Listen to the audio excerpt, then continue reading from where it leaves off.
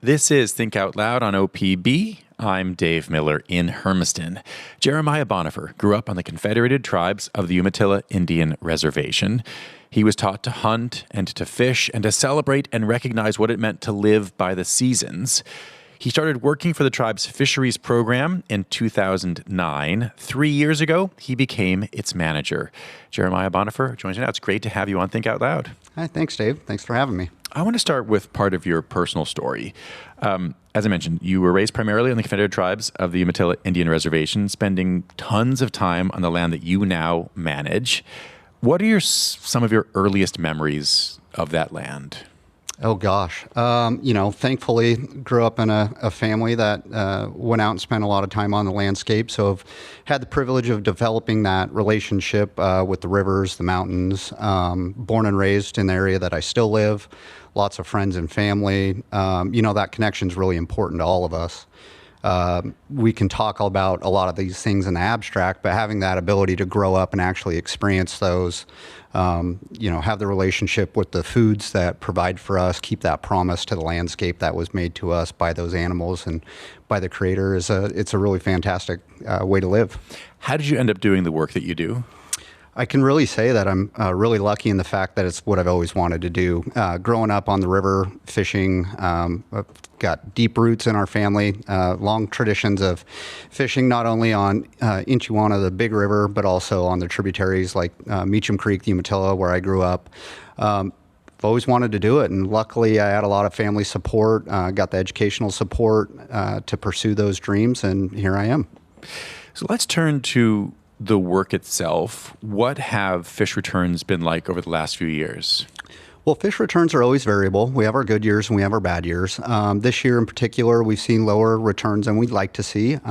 We want to see healthy and abundant harvestable levels. While we still had the ability to go out and harvest fish, some of the tributary returns were at a lower return rate than we would have liked to see. And so that really impacts our ability to have healthy harvestable levels there, and so you see missed opportunities in those types of scenarios. When you say you still had harvests, like enough for what? I mean, enough for ceremonial purposes, for subsistence, for more? Both. Luckily, we prioritize the ability to go out and get our ceremonial fish, so we make sure that the longhouse has the fish available to support ceremonies, whether that be Sunday services, memorials, celebrations, feasts, things like that. We also prioritize on the big river, on the Columbia, the ability for subsistence fisheries to remain open. So we call those our hook and line or platform fisheries. So, and then on the tributaries, we really try to maximize our coordination with other tribes, states, to ensure that when we go out and we see these returns, that we're getting our 50% share of that harvest. In northeastern Oregon, for instance, northeastern Oregon, southeast Washington, we had 11 tributary fisheries open. What are the biggest challenges right now for the fish populations that you are managing? Gosh, I would say right now, especially in a year like this, when you look at the example we see in 2026, is drought years are really tough on all life histories of the fish. So juveniles they've got us over summer and rear in these rivers. You see low water conditions, high river temperatures. That makes it really hard on those fish. As fish are returning and you have low flows and high temperatures, that can impact migration of adults. And then, of course, when we see things like there's discussions around the potential for a pretty severe El Nino out in the ocean, those ocean conditions have impacts on both the juvenile life stage and the adult life stage.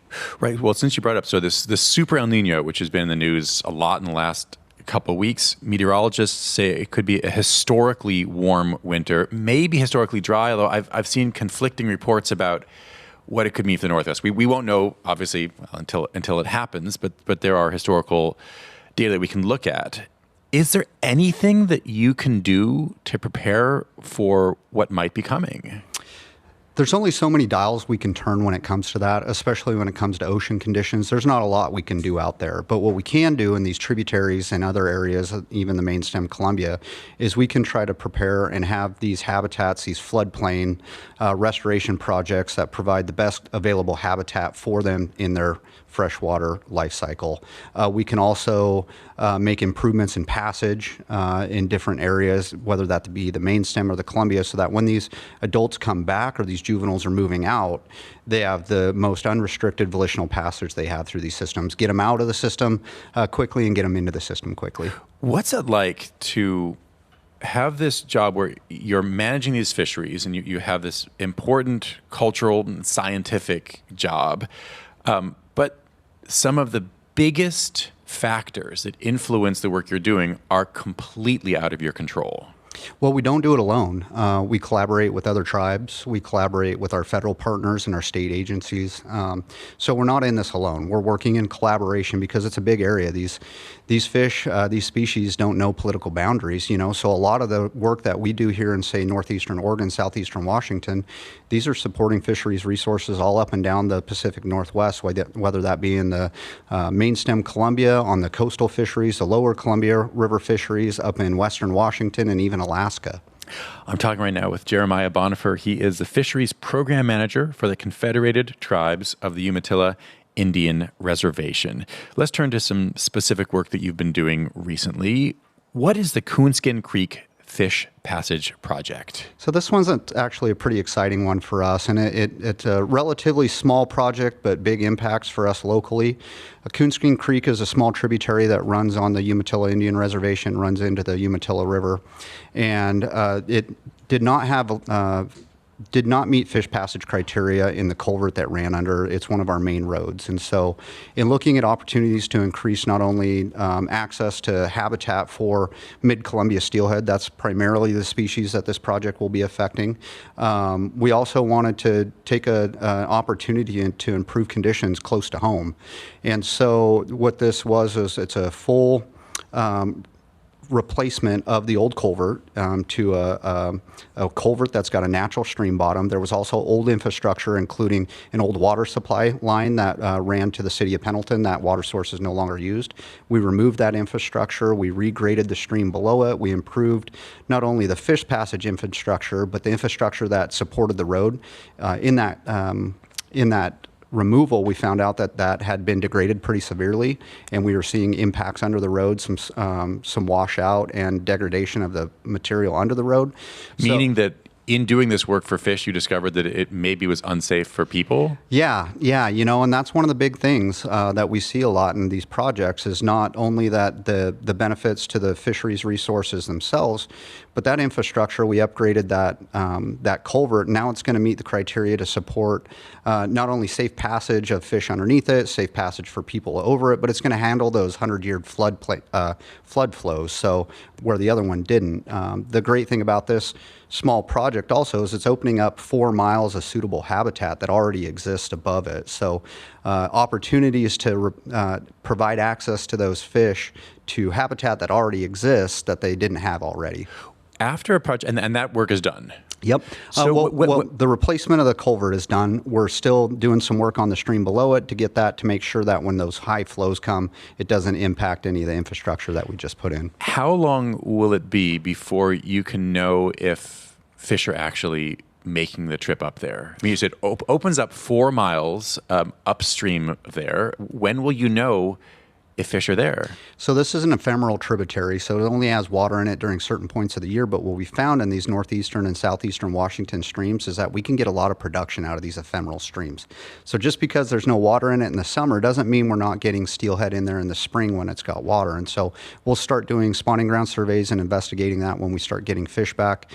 Mid-Columbia steelhead in the Umatilla Basin are typically spawning anywhere between January to all the way to June, so a pretty wide window. As soon as we start seeing fish and we get water in there, we'll start looking. It's interesting because a couple times you talked about this as a small project. I mean, maybe small compared to, you know, getting rid of breaching a gigantic dam or 4 gigantic dams, say. But how many more projects of that scale could you embark on if you had the money? That's a great question. They do take a lot of time, and when I say a small project, it doesn't mean that they're not inexpensive. There's multiple tributaries. Say, for instance, we'll continue to use the Umatilla Indian Reservation, for example. There's multiple small tributaries that have the same impacts that Coonskin has. And so what we're doing is we're trying to work our way through there. This was the first and most complicated of them. We're going to start looking at opportunities. There's one just downstream called Moonshine Creek. There's also Mission Creek.